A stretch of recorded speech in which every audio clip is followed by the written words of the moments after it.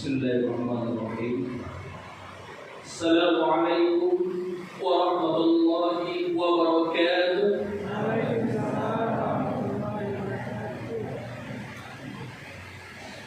Alhamdulillah, Rabbil alamin, Al-Malikul Azim, alladzi yahkumu bil haqq wa yaqdi bil 'adl wa yahdi an-nasi ila siratin mustaqim. Ashhadu an la ilaha illallah wahdahu la syarika lahu wa ashhadu anna Muhammadan 'abduhu wa rasuluh. Allahumma shalli 'ala sayyidina Muhammad wa 'ala ali sayyidina Muhammad. Bapak, ibu-ibu, adik-adik semuanya, hamba Allah yang sangat dicintai Rasulnya. Pertama sekali, mari terlebih dahulu sama-sama kita aturkan rasa puji dan syukur kita kepada Allah Subhanahu wa taala, karena atas izin, rahmat dan kasih sayang Allah lah, alhamdulillah pada malam hari ini Allah masih memberi kita kesempatan untuk bisa kembali berkumpul di rumahnya dalam rangka melaksanakan salat Isya berjamaah. Insya Allah mendengarkan tausiah bersama-sama dan insya Allah melaksanakan salat tarawih dan witir berjamaah. Sepantasnya nikmat Allah yang masih kita pinjam hingga malam hari ini, sepantasnya untuk kita syukuri. Malu kita kalau pandai memakai tapi tidak pandai berterima kasih. Dan bersyukur yang paling ringan kata Imam Al-Ghazali adalah dengan mengucapkan lafaz hamdalah, alhamdulillahirabbil alamin. Itu yang paling ringan. Tapi maaf, itu bukan peruntukan untuk orang beriman. Karena yang paling ringan sekali. Bukan berarti tidak boleh. Kenapa demikian? Kalau sekedar mengucapkan hamdalah, maaf, saudara sebangsa kita non muslim juga pandai. Karena seperti saya bilang, saya pernah menemukan di kampus teman saya terima gaji sama, maaf dia non. Dia terima uang, ucapannya apa? Alhamdulillah juga. Dia ucapkan itu nggak paham maknanya. Jadi kalau sekedar alhamdulillah, maaf, bukan muslim doang yang pandai, di luar muslim juga pandai. Tapi kata Imam Al-Ghazali, bersyukur yang benar bagi orang beriman itu adalah dia gunakan apa yang Allah pinjamkan kepadanya. Dia gunakan anggota tubuhnya, hartanya, jabatannya untuk mendekatkan diri kepada Allah dan menjauhi segala larangan Allah. Itu bersyukur yang benar bagi orang yang beriman. Salawat dan salam tak bosan-bosannya mari sama-sama kita sampaikan kepada Allah. Semoga semisal pahala yang dikirimkan untuk presiden umat sedunia, pemimpin umat sedunia, yakni baginda Nabi besar Muhammad Rasulullah sallallahu alaihi wasallam, dengan mengucapkan salawat kepada beliau, Allahumma shalli ala sayyidina Muhammad wa ala ali sayyidina Muhammad. Kaum muslimin, hamba Allah yang sangat dicintai Rasulnya, pada malam hari ini saya dapat topik yang spesial karena saya ada malam hari ini di malam kedua di bulan Ramadan, dapat topik yang spesial mengkaji tentang tarbiyah di bulan Ramadan. Apakah itu dalam bentuk madrasahnya, apakah itu dalam bentuk amaliyahnya. Tapi yang pertama yang harus kita ketahui, Ramadan itu adalah madrasah yang dibuka langsung oleh Allah Subhanahu wa taala, diadakan langsung oleh Allah setiap tahunnya. Karena madrasah ini Allah yang mengadakan, makanya kurikulumnya juga datang dari Allah. Sekali lagi, karena madrasah ini Allah yang membuka setiap tahun, jadi kurikulumnya juga datang dari Allah. Apa di antara gambarannya pelajaran kita selama bulan Ramadan? Allah perintahkan kita untuk menahan diri dari lapar dan haus. Allah perintahkan kita untuk menahan diri dari syahwat. Padahal dua hal ini halal. Tetapi ketika kita sedang menahan diri dari kata saat puasa, maka maaf, oke, lapar dan haus kita stop dulu, syahwat kita stop dulu. Yang maksiatnya kita dilatih untuk menjaga lisan kita agar tidak bermaksiat, tidak menggibah, tidak memfitnah. Kita dilatih untuk menjaga mata kita agar tidak melihat sesuatu yang bukan haknya. Itu madrasah yang kita laksanakan di bulan Ramadan. Nah, lihat apa yang Allah katakan dalam Al-Quran. Siapa yang dipanggil untuk melaksanakan puasa? Yang dipanggil untuk melaksanakan puasa dalam Al-Quran adalah ya ayyuhalladzina amanu. Orang beriman. Allah telah memanggil puasa, manusia tidak. Allah khususkan orang beriman.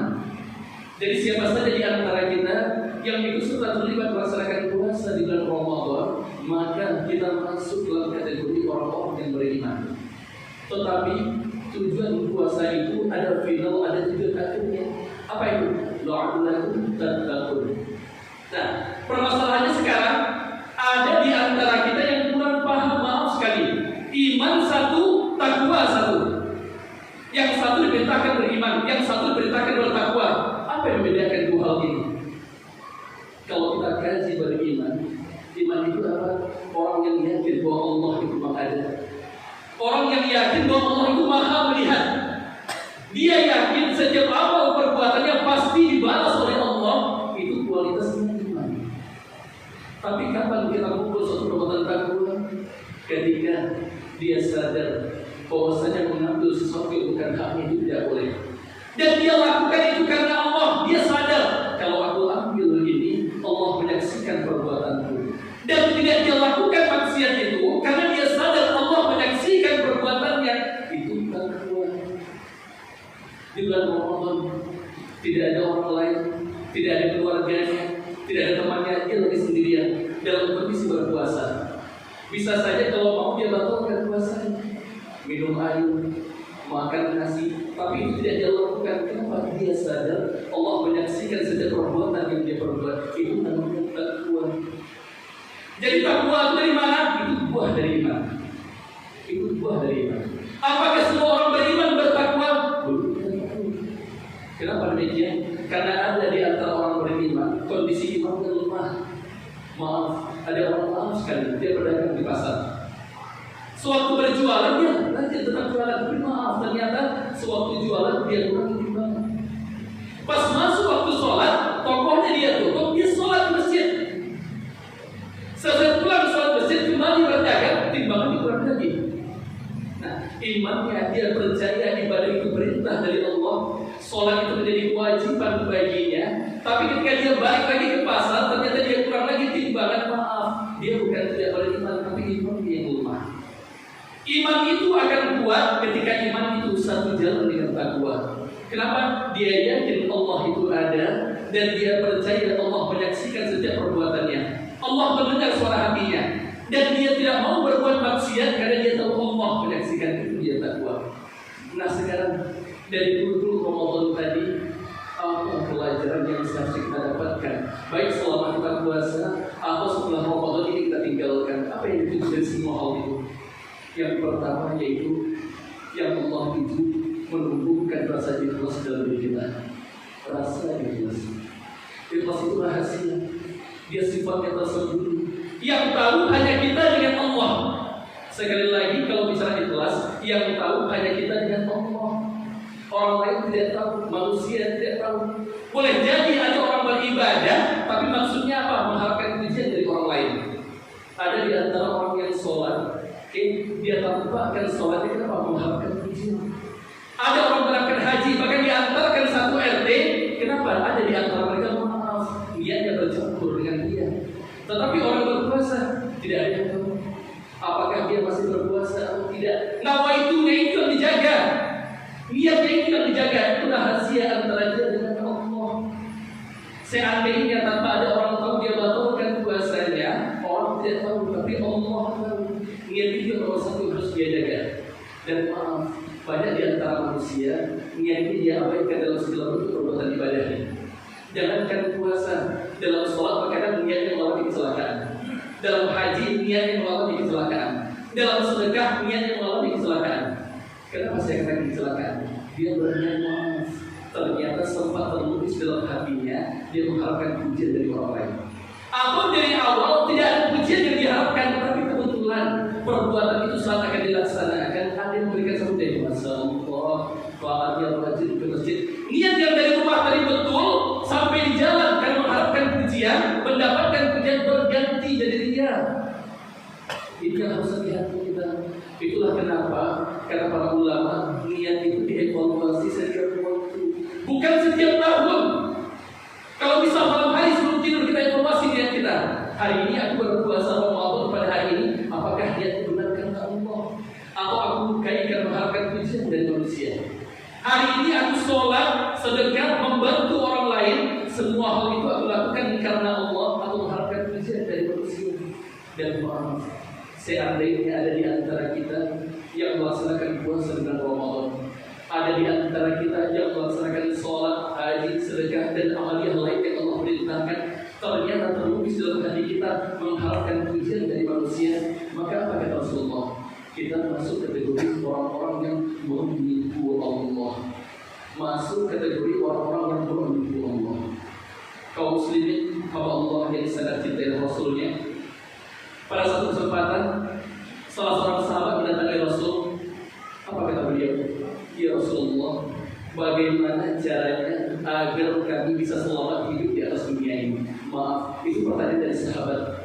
Orang yang setiap hari hidup bersama Rasul, orang yang setiap hari membantu perjuangan Rasul. Pertanyaannya, ya Rasulullah, bagaimana caranya agar kami bisa selamat hidup di atas dunia ini? Maaf, kita yang hidup di akhir zaman pernah tidak mempertanyakan hal itu kepada diri kita. Apa kata Rasulullah? Kalau kalian ingin selamat hidup di atas dunia, maka jangan kalian tipu Allah. Jangan kalian tipu Allah. Kata sahabat, maksudnya apa ya Rasulullah? Kalian maju dengan perang, kalian lawan kafir Quraisy yang tadinya ternyata niatkan bukan karena Allah, tapi kalian mengharapkan dianggap sebagai pahlawan oleh manusia, maka kalian telah menipu Allah. Kalian bersedekah, kalian limpahkan harta kalian banyak, kalian sumbangkan kekayaan kalian, kalian bantu anak yatim, kalian bantu janda, ternyata kalian lakukan bukan karena Allah, tapi ingin dianggap sebagai orang dermawan. Maaf, kalian telah menipu Allah. Nah maaf, kalau kalian menipu Allah, maka tidak ada artinya. Cuma lelah yang kalian dapatkan, cuma rukuk dan sujud, tapi tidak ada manfaatnya. Puasa kalian tunaikan, kewajiban yang kalian laksanakan, cuma pahala yang tidak kalian dapatkan. Nah, berapa pentingnya kita? Ini cuma satu masalah intinya, apa itu? Niat kita yang bermasalah. Itulah kenapa Allah masih berpesan, evaluasi niat kita setiap waktu, evaluasi niat kita setiap hari. Jangan sampai ada dari perbuatan amal ibadah kita ternyata niatnya bukan karena Allah SWT. Kaum muslimin, hamba Allah yang sangat dicintai Rasulnya. Yang kedua, apalagi yang kita tuju saat melaksanakan ibadah puasa di bulan Ramadan ini? Yang kita tuju adalah menjadi pribadi yang jujur. Sekali lagi, menjadi pribadi yang jujur. Madrasah ini Allah adakan selama 30 hari. Dan selama 30 hari itu kita dilatih bagaimana menjadi pribadi yang jujur. Bagaimana bentuk perbuatannya? Kita pagi sahur dan sore hari kita berbuka. Dan sepanjang waktu tanpa ada orang kita memilih untuk tidak makan, tidak minum, tidak berbuat maksiat yang bisa merusak badan puasa kita.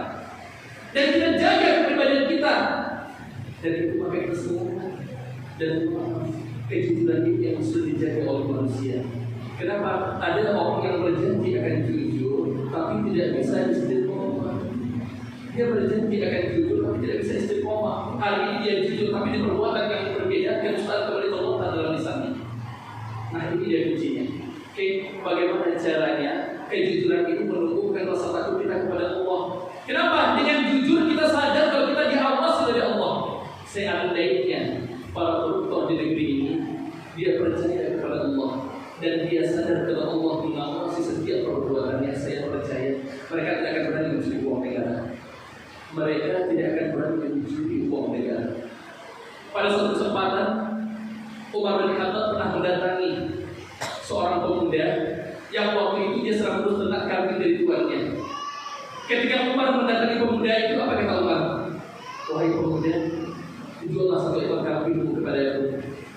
Lalu apa kata pemuda itu? Maaf, saya tidak bisa Umar. Kenapa? Karena ini bukan milik saya cuma pengembaliannya, ini milik tuan saya. Apa kata Umar? Kan tuan tidak ada. Saat ini yang ada hanya kita berdua, kamu dan aku. Apa yang kau takutkan? Baik, seandainya itu yang saya lakukan, lalu di mana keberadaan Allah? Di mana keberadaan Allah? Ketika mendengarkan jawaban itu, Umar langsung menangis. Kenapa? Dia saking jujurnya menjaga kalau dia sadar dia diawasi oleh Allah. Mungkin sewaktu itu tuannya tidak tahu kambing ada jumlah dari ribuan, seandainya dijual satu ekor, mungkin tuannya tidak tahu ada kambing yang hilang.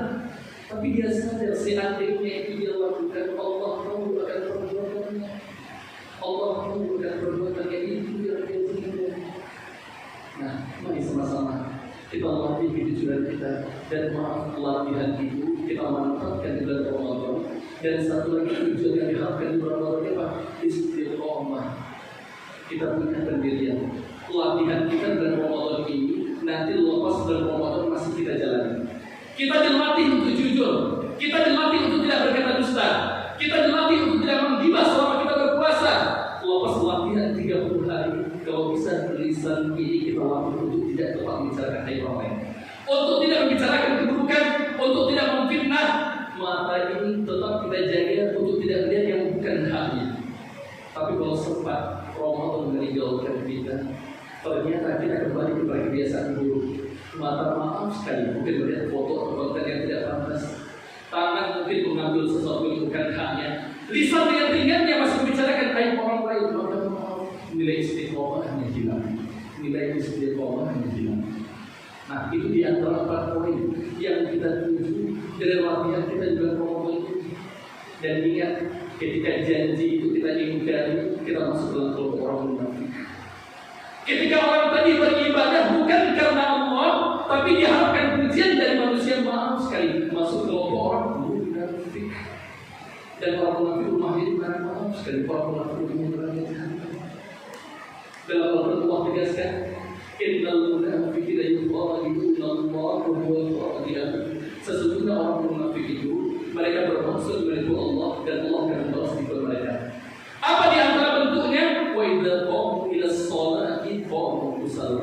Apabila mereka berdiri untuk sholat, mereka berdiri dengan malas. Kenapa begitu? Yuruna nas. Karena mereka mengharapkan pujian dari manusia. Mereka mengharapkan pujian dari manusia. Berarti apa yang konteksnya? Dia. Dan maaf, ketika dia sudah masuk ke kedua orang munafik, Allah sediakan apa-apa yang istimewa untuk dia diberikan.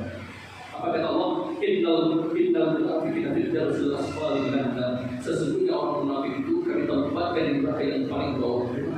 Neraka jahanam. Itu rumah bagi orang munafik. Dan siapa di antara orang munafik? Orang yang dia dalam melaksanakan apa yang Allah perintahkan kepadanya. Atau maksudnya dia melaksanakan perintah Allah bukan karena Allah, maka dia masuk dalam kelompok orang munafik. Dan semoga kita yang ada di dalam sini tidak pernah mengalami hal itu. Dan seandainya maaf sekali sempat bersedia dalam hati kita, kita masih punya kesempatan untuk mengampun kepada Allah Subhanahu wa Ta'ala, karena kita masih hidup. Dan selama masih hidup, Allah Alhamdulillah masih bisa kita ucapkan maaf sekali baik. Belum tentu kita ketemu dengan Ramadan besok. Saya tadi pagi lebih kurang sebelum subuh jam 4 pagi, salah satu warga saya, salah satu jemaah Masjid Islam Kampung Jodala meninggal dunia. Baru masuk dia puasa, udah pulang kepada Allah Subhanahu wa Ta'ala. Dan kita belum tentu untuk Ramadan besok, apalagi untuk Ramadan tahun depan. Dalam kondisi kayak gini apa yang harus kita persiapkan? Mantapkan amal ibadah kita, kuatkan amal ibadah kita, jauhkan diri kita dari maksiat, biar nanti saat kita kembali kepada Allah, dosa kita tinggalkan di atas dunia, tinggal amal soleh yang kita bawa pulang kepada Allah. Yang terakhir, apa yang Allah harapkan dari pelajaran ini, apa yang Allah harapkan dari petunjuk yang Allah berikan kepada kita selama bulan Ramadan, yaitu Allah mengharapkan sabar itu terlatih dalam mental kita, sabar itu terlatih dalam jiwa kita. Dan ingat, ketika Allah perintahkan kita untuk puasa dan kita mau bersabar menjalani puasa itu, Bapak Ibu yang mau bersabar menjalani puasa itu, karena Allah, orang yang sabar itu Allah berikan hadiah istimewa nanti. Apa hadiahnya? Hadiah yang Allah tuliskan dalam surat Al-Quran 24. Apa kata Allah? Assalamualaikum warahmatullahi wabarakatuh. Selamat ya bisa masuk ke dalam surga karena sabar menjalani hidup di atas dunia. Itu sabar hadiah. Surga hadiah bagi mereka yang sabar ya. Dan ayat ini menjadi ungkapan para malaikat penjaga pintu surga ketika menyambut para penghuninya yang masuk surga karena sabar. Ketika ada para penghuni surga yang masuk surga karena sabar, kata malaikat, Assalamualaikum warahmatullahi wabarakatuh. Selamat ya bisa masuk ke dalam surga karena sabar menghadapi ujian Allah di atas dunia. Dan semoga kita semua yang hadir pada malam hari ini masuk dalam kelompok orang-orang yang sabar, dan nanti Allah kumpulkan kita dalam surganya. Dan semoga latihan kita dalam Ramadan ini bisa membentuk kejujuran dalam diri kita, bisa meluruskan niat kita yang tadi maaf mungkin salah, bisa kita luruskan benar karena Allah. Dan dengan latihan 1 bulan ini, semoga kita semua bisa istiqomah setelah Ramadan meninggalkan kita. Sholat tetap waktu,